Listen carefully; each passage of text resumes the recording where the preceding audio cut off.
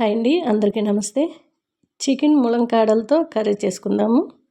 Chicken ఒక half kilo తెచ్చి శుభ్రంగా కడిగేసుకొని రాళ్ళుప్పు, పసుపు, కారం, కొద్దిగా ఒక 2 స్పూన్ల వరకు ఆయిల్ వేసుకొని అదంతా కలిసేటట్టు కలిపి సైడ్ పెట్టుకోవాలి. ఇలా కలిపిన వల్ల మనకి ఉప్పు కారం అనేది పీసుకి పట్టి చాలా టేస్ట్గా అనేది ఉంటుందండి. నేను కాస్త చిన్నగానే కొట్టిపించాను. మనకి ములంకాడలతో పాటు ఉడికిపోతుంది. టేస్ట్ కూడా చాలా బాగుంటుంది. ఎగ్గు ములంకాడలు కానీ, ఇలా చికెను ములంకాడలు కానీ, అట్లనే మటన్తో కానీ వండుకుంటే టేస్ట్ చాలా బాగుంటుంది. ఇలా సైడ్కి పెట్టి నేను ములంకాడలు అయితే ఒక 5 వరకు తీసుకున్నాను. చిన్న చిన్నగా ఉన్నాయండి. మాకు ఆకుకూరలు ఇచ్చేటతను తెచ్చారు. వాళ్ళు ఎక్కువగా మనకి ఫామ్ హౌస్లో పనిచేస్తూ ఆకుకూరలు అమ్ముకుంటూ ఉంటారు. అతను బాగానే తీసుకొస్తారు, తక్కువ రేటుకి ఇచ్చేస్తారు. నార అనేది రావట్లేదు, చాలా లేతగా ఉన్నాయి ములంకాడలు. అవన్నీ కట్ చేసుకొని శుభ్రంగా కడిగి తీసుకున్నాను. నార రాకున్నా సరే మనకి గుజ్జు అనేది చాలా మెత్తగా సాఫ్ట్గా ఉంటుంది, ఎక్కువ గుజ్జు ఉంటుంది. నార వచ్చినట్లయితే మనకు గుజ్జు తక్కువ ఉంటుంది, ఆ పైన తోలు అనేది గట్టిదనం ఉంటుంది. కానీ నార రాలేదంటే అవి లేత ములంకాయలు అని అర్థం. అలాంటి ములంకాడలతోని చక్కగా పచ్చడి పెట్టుకుంటే చాలా బాగుంటుందండి. గుజ్జు గుజ్జు ఉంటుంది, సూపర్గా ఉంటుంది. ఒక ఆనియన్ తీసుకొని చక్కగా చిన్నగా తరిగి పెట్టుకున్నాను. నేను ఇంతకుముందు ఈ ములంకాడలు అనేది వండాను, ఎప్పటికప్పుడే తీసుకొస్తూ ఉంటారు.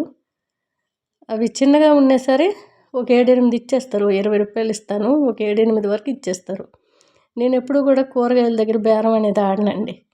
ఎందుకంటే అతను మాకు తెలిసిన అతనిలాగా అయిపోయారు. ఎందుకంటే డైలీ తెస్తారు, ఇంటి దగ్గరికి తీసుకొచ్చితే నాకు గొప్ప అనిపిస్తుంది. అందుకని నేను బేరం ఆడను.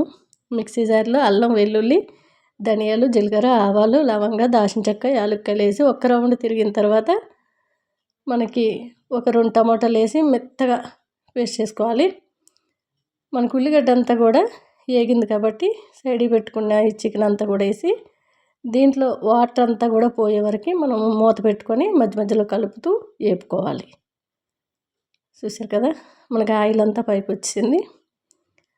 ఆ వాటర్ అంతా వెళ్ళాక మనం ఈ ములంకాడలు కడిగి పెట్టుకున్నాం కదా, అవన్నీ వేసేసి కాసేపు మళ్ళీ మూత పెట్టి ఒక 5 నిమిషాలు అలా మధ్యలో కలుపుతూ వేపుకుంటే ములంకాడలు కూడా చక్కగా కొంచెం మెత్తబడతాయి. వేగి ఆయిల్లో త్వరగా ఉడికిపోతాయి అన్నమాట.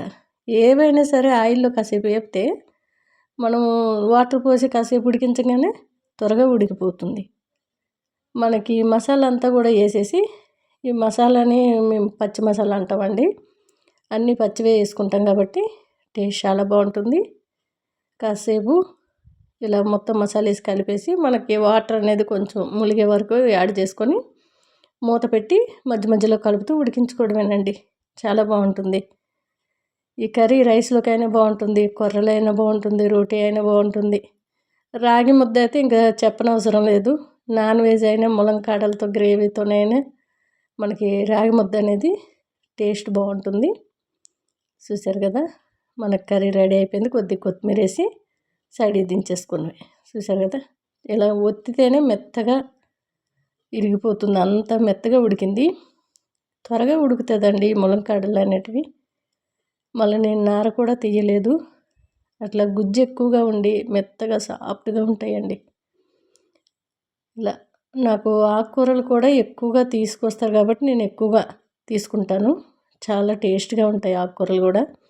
ఇవన్నీ కూడా ఎటువంటి మందులు ఉపయోగించకుండా వాళ్ళు మన మొత్తం ఆవులు, బర్రెలు పెండ వేసి అంత ఎరువులతో పండించిన మనకి ఆకుకూరలు కానివ్వండి, ఏదైనా టమాటా తెచ్చినా ఏది తెచ్చినా సరే ఇక బాగుంటాయి, ఫ్రెష్గా ఉంటాయి. వండినకు కూడా టేస్ట్ బాగుంటాయి, ఆరోగ్యానికి మంచిది కాబట్టి. ₹1 ఎక్కువ పెట్టినా సరే మనకి ఇంటి ముందుకు తెచ్చి ఇచ్చేటంటే నేను మంచిగా తీసుకోవడానికి ఇష్టపడతాను. టేస్ట్ అయితే ₹5. నచ్చితే ట్రై చేయండి.